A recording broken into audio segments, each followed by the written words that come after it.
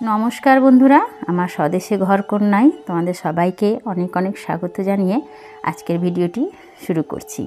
দূর থেকে বা কাছ থেকে যে যেখান থেকে আমার ভিডিওটি দেখছো সবাইকে মন থেকে অসংখ্য ধন্যবাদ। আর আরও একটি অনুরোধ তোমাদের কাছে, ভিডিওটি দেখতে দেখতে কোথাও যদি একটু ভালো লেগে থাকে তোমরা একটু লাইক করো আর বন্ধুদের সাথে শেয়ার করো আর চ্যানেলটিকে সাবস্ক্রাইব করো এই ধরনের আরও সুন্দর সুন্দর ভিডিও দেখার জন্য। তো বন্ধুরা, যেহেতু অঘ্রাণ মাস শেষ হয়ে পৌষ মাস চলছে, এই মাসটি মানা হয় মা লক্ষ্মীর প্রিয় মাস। এই মাসে আমরা কি করে লক্ষ্মী পুজো করি বা প্রত্যেকের ঘরে ঘরেই খুব সুন্দর করে ভক্তিপূর্ব মনে মা লক্ষ্মীর পুজো হয়ে থাকে, তা সেই ভিডিওটি তোমাদের সাথে আমি শেয়ার করব।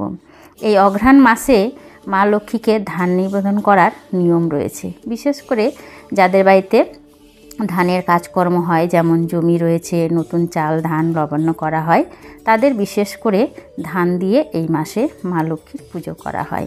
আমাদের যদিও বা নেই, কিন্তু তাহলেও আমরা কিছু বিশেষ করে মা লক্ষ্মীর পুজো করি।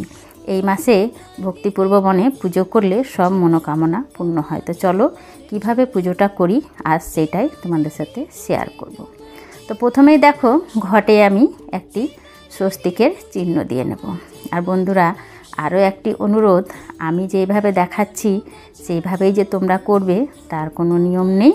তোমরা যেভাবে জানো সেভাবেও করতে পারো, কোনো অসুবিধা নেই।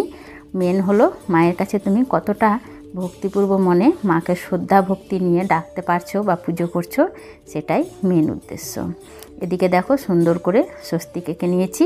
আর যখনই তোমরা স্বস্তিক চিহ্নটা দেবে, কিন্তু একেবারে যে নিচে টেনে দাও সেটা টানবে না, যেভাবে আমি দিলাম সেভাবেই দেওয়ার চেষ্টা করবে। ওইদিকে দেখো, আম শাখাটাও বাগান থেকে নিয়ে এসেছি। আম শাখা বলা হয় একটি শুভ পাতা। যে কোনো পুজোতে অনুষ্ঠানে দেখবে নারকেল দড়ি দিয়ে বা বেলপাতা দিয়ে গাঁদা ফুল দিয়ে দরজায় দেয়া হয়। কারণ এই আম পাতাটি যখন আমাদের দরজায় পুজো করার পর দেয়া হয়, তখন আমাদের ঘরে কোনো অশুভ শক্তি প্রবেশ করে না।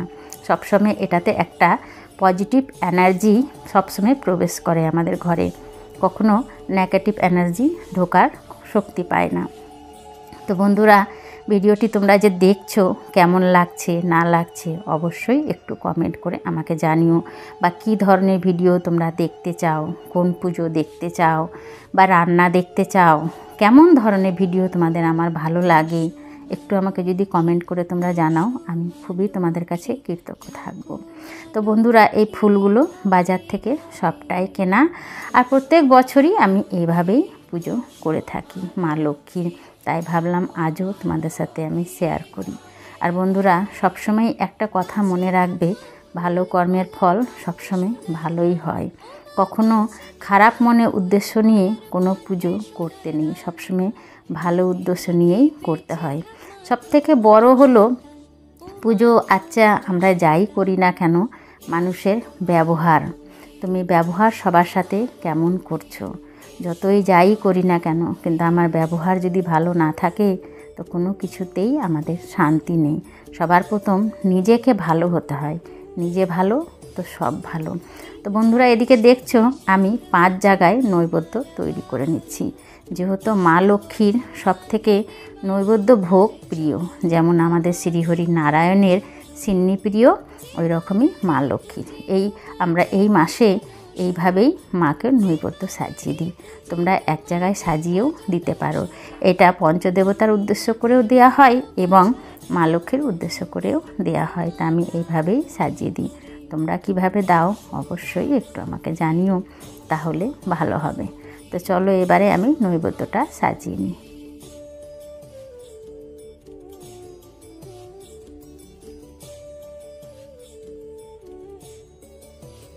এদিকে দেখো, আমি একটু মিষ্টি নিয়ে এনে রেখেছিলাম, সেগুলোকে দিয়ে দেবো। এখানে কিছু ফল কেটে নিয়েছি।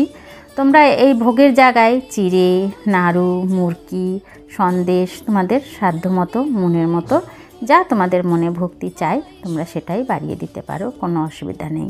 এবারে সবার প্রথমেই পুজো শুরু করার আগেই আমি প্রদীপটা জ্বেলে ধূপ জ্বেলে দেব। ধূপ জ্বেলে সবার প্রথমেই মাকে একটু বরণ করে নেব। সবার প্রথমেই বলা হয় মাকে আবাহন করতে হয়, একটু বরণ করতে হয়, তো সেটাই করে নেব।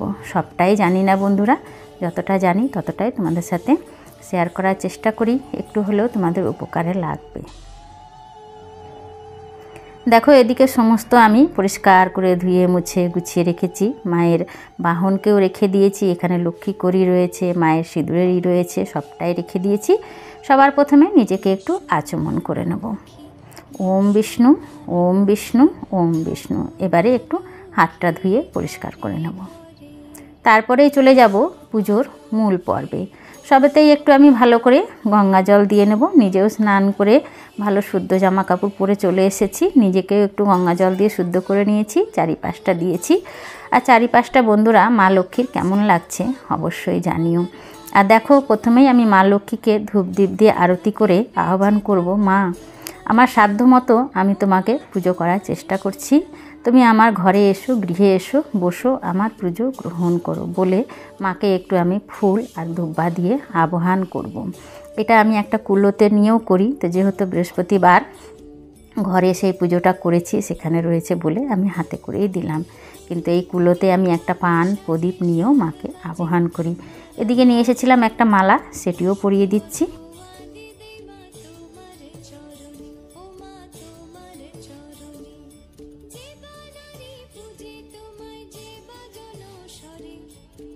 এই বৃহস্পতিবারে বন্ধুরা অনেকেই নিরামিষ আহার গ্রহণ করে, অনেকেই উপোস করে আর অনেকেই আবার খাবার খেয়েও করে, কিন্তু নিরামিষ খেয়ে খাওয়ার করাটাই ভালো। কারণ কথাই আছে লক্ষ্মীবারে কখনোই নিরামিষ খেতে নেই, সদবা দেন, যদি নাও হয় একটুখানি পেঁয়াজও গ্রহণ করা যায় করে নিয়ে, কিন্তু এটা তো সকালে স্নান করে পুজোটা করারই নিয়ম। এবারে দেখো আমি ঘট বসিয়ে দেব, ঘটে একে একে সমস্ত কিছু দিয়ে দিলাম, তোমরা এর আগের ভিডিওতেও দেখেছো।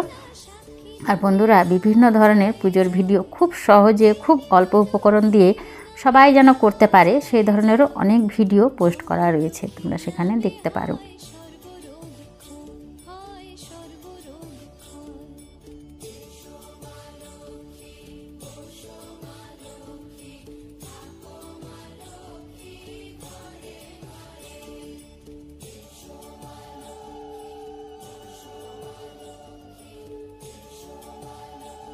এবারে একটু আমি চন্দন দিয়ে দেব।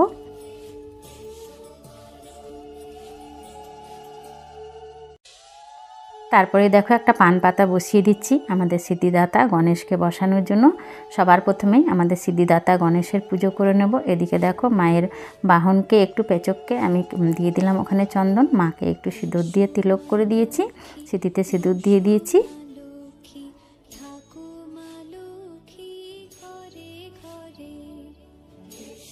মাকে একটু চন্দন দিয়ে দিয়েছি। এবারে দেখো আমাদের সিদ্ধিদাতা গণেশকে বাড়িয়ে দেবো। ওম গণ গণেশায় নমঃ, ওম গণ গণপতি নমঃ, ওম গণ গণেশায় নমঃ, গৌরীপুত্রায় নমঃ। তারপরে দেখো এদিকে মায়ের পেচক বাহনকে আমি একটু ফুল নিবেদন করলাম, মায়ের লক্ষ্মী করিতেও দিলাম। এবারে দেখো আমি এখানে আমাদের পঞ্চদেবতার উদ্দেশ্য করে কিছু ফুল বাড়িয়ে দিলাম। সবার শেষে দেখো আমি আমাদের মা লক্ষ্মী দেবীকে জয় শ্রী শ্রী মা লক্ষ্মী দেব্যই নমঃ, জয় শ্রী শ্রী মা লক্ষ্মী দেব্যই নমঃ, জয় শ্রী শ্রী মা লক্ষ্মী দেব্যই নমঃ।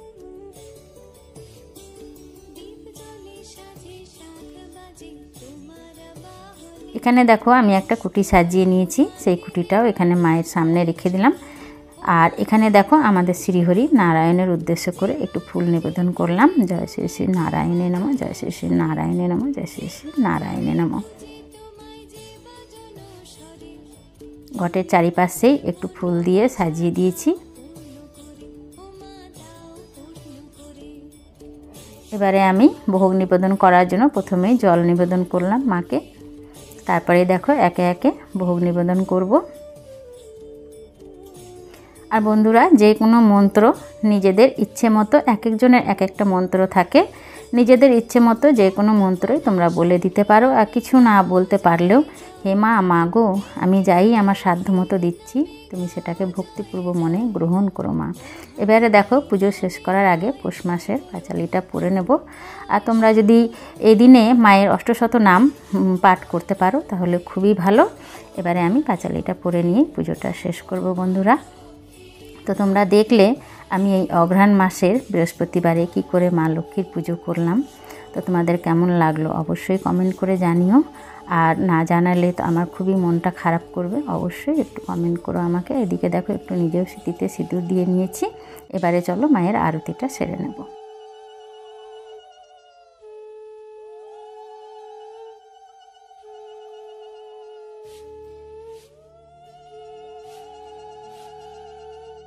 এসো মা লক্ষ্মী, বসো মা লক্ষ্মী, থাকো মা লক্ষ্মী ঘরে ঘরে।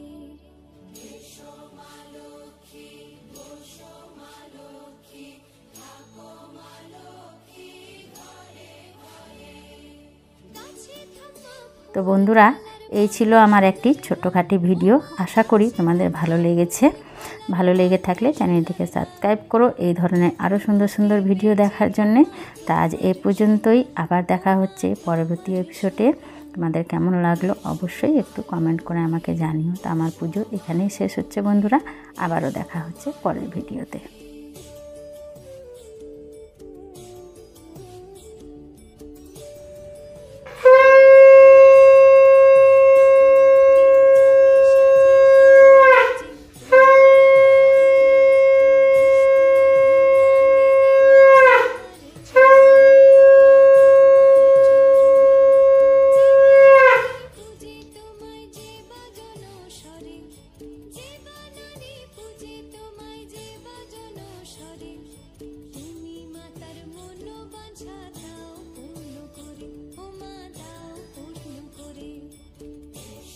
সবাই ভালো থেকো, সুস্থ থেকো, এইভাবেই